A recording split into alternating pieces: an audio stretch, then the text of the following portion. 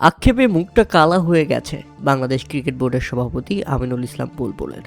তার চেহারা দেখেই স্পষ্ট। তবে এই বিষয়টি নিয়ে আমরা একটু পরে আলোচনা করি যাকে ইতিমধ্যে সাসপেন্ড করে দেওয়া হয়েছে তার ব্যাপারে। সাংবাদিকরা প্রশ্ন করলে দোষ নাই, কিন্তু বিসিবি পরিচালক নাজমুল ইসলাম উত্তর দিলে দোষ। আমার কথা হচ্ছে, বিসিবি পরিচালক নাজমুল ইসলাম জবাবটা খারাপ কি দিয়েছেন। হয়তো তিনি কঠিন বাস্তবতার যে কথাটা তিনি ডিরেক্টলি সবার মধ্যে বলে ফেলেছেন, মিডিয়ার সামনে বলে ফেলেছেন, যেটা বলার সৎ সাহস এতদিন কেউ দেখায়নি। তাই এতদিন কোনো বোর্ড পরিচালককে এভাবে পদত্যাগ করতে বাধ্য করা হয়নি। সচরাচর মিডিয়াতে এইসব কথা কোনো বিসিবি পরিচালক বলে না, কিংবা অতীতে কাউকে বলতে আমরা দেখিনি।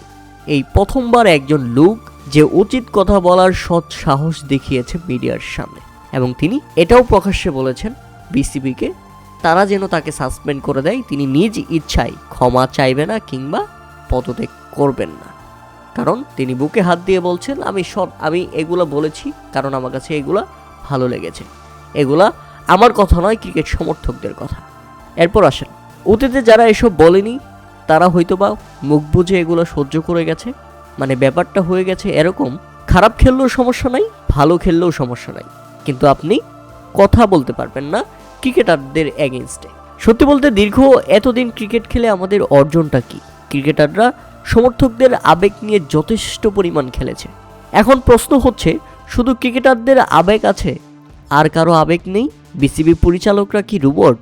মিডিয়াতে সাংবাদিক একটা প্রশ্ন করলে উত্তর না দিয়ে চলে গেলে তখন আবার সাংবাদিকরা বিসিবি পরিচালকদের রীতিমতো ধুয়ে দেন।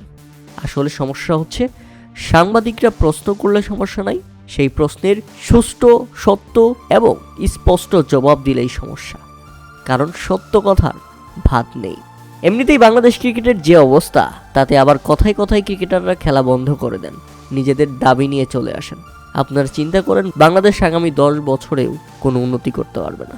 এখন আবার শোনা যাচ্ছে কালকেই বিপিএল খেলতে মাঠে ফিরতে চায় ক্রিকেটাররা, কিন্তু বিসিবি সভাপতিকে তারা আবার শর্ত দিয়ে রেখেছে। শুধু সাসপেন্ড করলেই হবে না, নাজমুল ইসলামকে প্রকাশ্যে ক্ষমা চাইতে হবে ক্রিকেটারদের কাছে। আর এটা নিয়ে বিসিবি সভাপতি আমিনুল ইসলাম বুলবুল রীতিমতো আক্ষেপে পড়ছেন। ভেতর থেকে তিনি যে জ্বলছেন সেটা তার চোখ মুখ দেখলেই বোঝা যায়।